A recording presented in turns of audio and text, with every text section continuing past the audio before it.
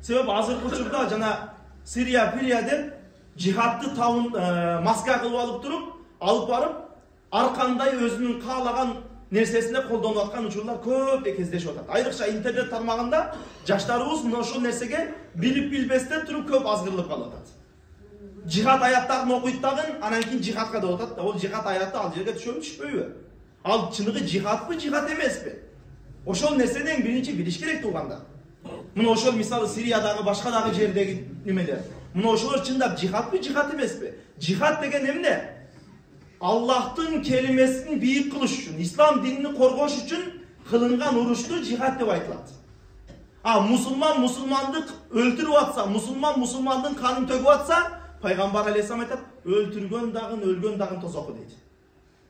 Ал жерде өзү билип аткан жок, мусулман мусулмандын канын төгүп атат ошол жерлерде.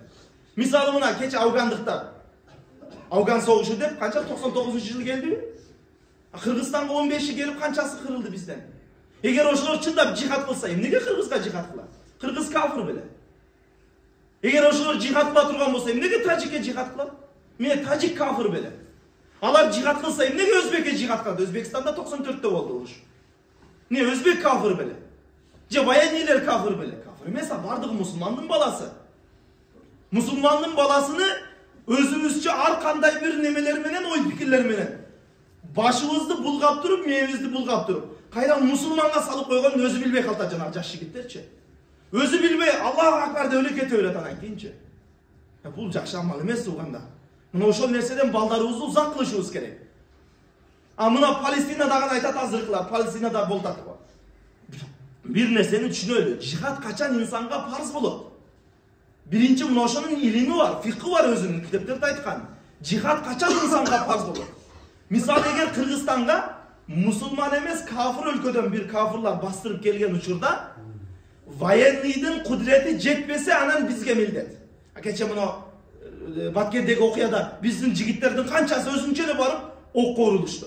Айтып атат, тургула бул жака, военныйдын күчү жетет. Өзүбүз коргой алабыз мекенди десем, деп эле кирип барышат. Жөндөн жөн эле өлүктүн санын көбөйтүшөт антипчи. Ал менен болбойт туугандар. Эң биринчи мамлекетке коюп бер. Эми Кудай сактасын ал нерседен. Жүзүн ары кылсын. Эгер ошондой иш болсо, эң биринчи мамлекетке коюп бер. Мамлекеттин күчү жетпей атабы, мамлекет өзү айтат. Өзү кошумча күчтү чакырат. Мына ошолорго парз болот анан жихад. Ошолор мекенди коргош милдет болот. Эгер Кыргызстандын эли мекенди коргой албай, күчү жетпей калып атса, анда өзбектерге ham парз болот биздин Кыргызстанды коргош. Жанындагы мамлекеттерге, түшүнүктүбү? О арабтарга парз болбойт бизди коргош. Же о Палестинадагыларга парз болбойт. Балким жанындагы өлкөлөргө парз. Араб, мына өзбекке, казакка, тажикке милдет болот. Эгер өзүбүздү кафирлардан коргой албай аткан болсок. Жихадтын өзүнүн ошондой шарттары бар да. Анан дүйнөнүн ар чекесинде кичине бир жер талашып, бир мусулман менен кафир өлкө урушуп аткан болсо эле, бияктан жихадка кеттик деп эле. Ал жерге барсак, эмне кылабыз азыр Палестинага барсак? Бечаралар өзү бөлүп жеп аткан жарты наны бар, ошону дагы сизге ham бөлүп бериш керек болот ушул. Башка пайдаңыз тийбейт ал жерде.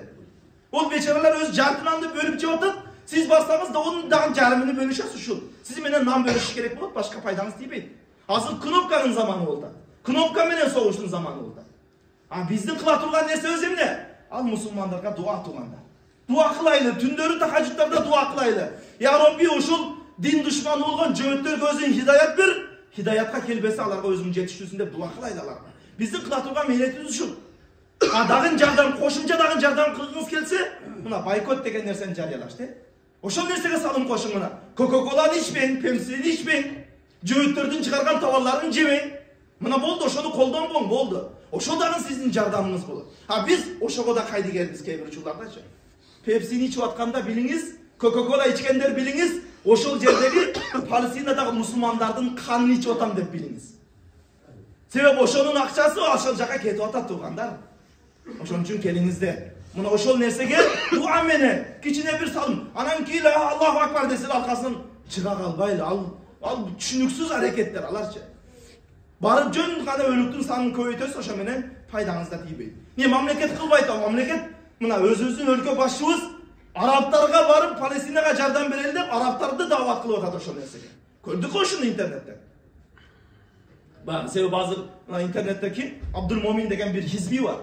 Abdülmomin деп өзü kaysı mamleketteligi dayınsız. Kaysı mamlekette жүргөнү belgisiz. Ana Kırgızstan жөнүндө сүйлөp, mına Palestinaga dua kılgandardı, aparıp kamap atat eken, monday kılıp atat eken, tigindey kılıp atat eken degen arkanda kara sözdөрдү айтты. Kayerде Palestinaga dua kılgandardı kamap atıptır. Men mına ol jumada, ayıttarda kança jol dua kıldı. Biro kamadı bizdi, biro birese dedi. Biro hiç nerse degen jok. Kança dualardı kıldı. Kança жерге барсак жамаат менен сөзсүз түрдө өзүбүз жалгыз болобу, жамаат менен болобу, сөзсүз палестиналыктарга дуа кылып атабыз. Өлкө башчыбыз канча күн жардам жөнөттү. Канча тонналаган жардамдарды жөнөттү ал жаккачы. Ал дагы мусулман деп атат, мусулман бордошум деп аракетти кылып атат өлкө башчыбыз. Антип биз жанагындай элди бир баягындай дүрбөлөңгө сала турган, элди бир ынтымагын буза турган аракеттерге барбаганга аракет кылайлы тургандар. Мүмкүн болушунча элдин ынтымагын ойлогонго аракет кылайлы. Андан сырткары